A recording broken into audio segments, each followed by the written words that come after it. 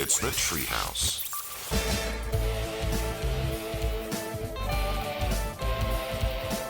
There's one situation where breaking the top score is not something to be applauded, and that is breathalyzer tests. Well, it depends on your goal. I guess it does depend on your goal. If your goal is to be arrested and thrown in jail and endanger the lives of countless others around you, then okay, sure. But me breaking the high score on Cruisin' USA at the Aladdin arcade at the mall when I was a child, man, that was a great feeling. But if you break a breathalyzer because you're so drunk, that's not something that should be applauded. But you will make the news.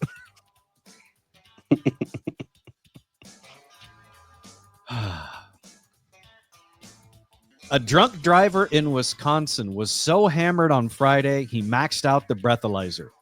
Something I didn't even know was possible.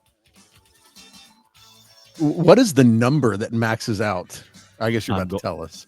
I'm glad you asked. I'm going to tell you. Because we've all been drunk. But I don't think I've ever been break the high score on the breathalyzer drunk.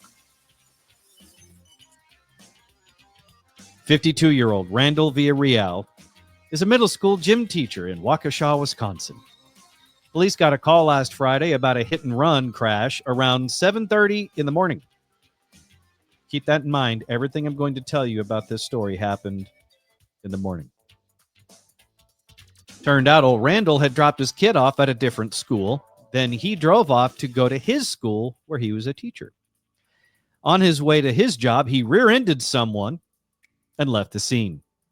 He did tell the person before he left the scene of the accident that he had to go because he's a teacher and he had to get to school. The person he hit got a shot of his license plate, and police found his smashed up vehicle in the school parking lot. They gave him not one, not two, not three, but 4 field sobriety tests. 4 field sobriety tests is what they gave this man. He blew a .4, which is also 5 times the legal limit. It might have been higher, but that's where the breathalyzer maxes out. 0.4. I thought I believe I've read breathalyzers in the 0.5. I don't know if I've heard of a story where there was one in a 0.5. I've heard of other stories where blood alcohol content was over 0.4, but I don't know. Yeah, that's true. I guess it is BAC. But I don't, like, yeah, but I don't know if that was on a breathalyzer or from a blood draw. This particular breathalyzer maxes out at 0.4, which, if you think about it, if you're the manufacturer, do you really need a number any higher than that? I mean, if they hit that, I mean, clearly they're above the legal limit. Anything higher than that really is just, running up the score.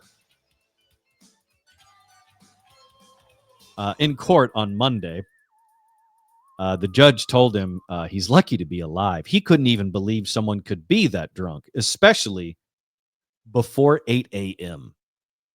Now, let's go back over the chain of events here. Things we know happened. This teacher got in his car with his child, drove his child to school, got the child there safely, left that school to go to his teaching job. On the way, he hit somebody, left that accident scene, telling the person he hit, "Sorry, I'm a teacher. I got to go to work." And then he goes to work. And then when he's at work, I don't even know if he made it into first period. He's a gym teacher. I remember the fun days in school when it was substitute teacher day, or our regular teacher wasn't feeling well. And what did they do, Trey? Put a movie on. That's right. They wheeled in the TV, the holy grail of school to Gen X was when the door opened and in came the TV on the cart and everyone rejoiced. It's a beautiful thing. And I don't think there's an adult equivalent that I can think of. No, but there's now not. I know when that TV came rolling into school, when that TV came rolling into the classroom, that teacher hung over. Well, it also it makes you, because if he's a gym teacher, like, that's a dodgeball day.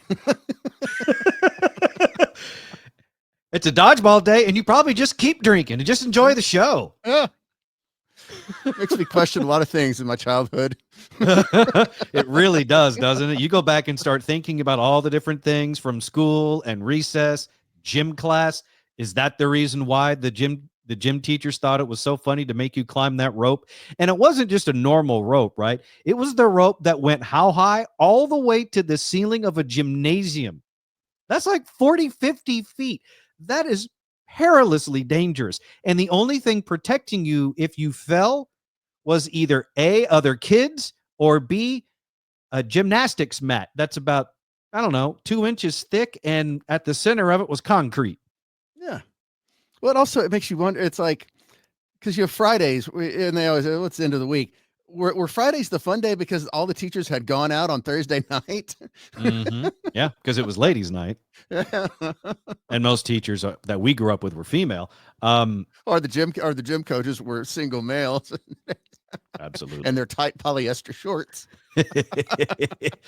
Come to think of it, I think you're right, Trey. Some of the games that we played in gym and in recess don't sound like games that a sober person would come up with, dodgeball being one of them. But there was one game that actually I think is even more sadistic than dodgeball, and that's wall ball. Wall ball is the one where it's basically a firing squad with a red playground ball. That's definitely a game that a inebriated person came up with. Let's put a bunch of kids up against a wall and have them throw red playground balls at each other. Bonus points if they get hit in the face. I don't think I ever played wall ball. Was that something that they did in the orphanage? I guess that was part of the orphanage games. One more little bit of information I want to share with you before we close up the Treehouse for today. Trey, did you hear the big news out of North Korea the other day? Kim Jong-un, the supreme leader of North Korea, has mandated that eating hot dogs and selling hot dogs or cooking hot dogs will land you in labor camps in North Korea. No more hot dogs in North Korea. If they catch you with hot dogs in North Korea, your punishment could be time in one of their infamous labor camps. I'm assuming that it's because Kim Jong-un wants all the hot dogs for himself and doesn't want anyone else having them in his country. Are there just a shortage of dachshunds?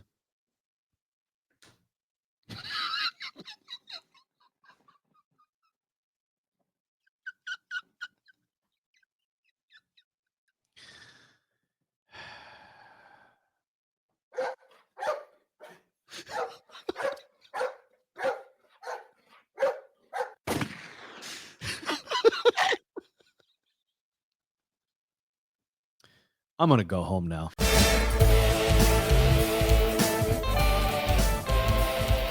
Visit us online at treehouseonair.com.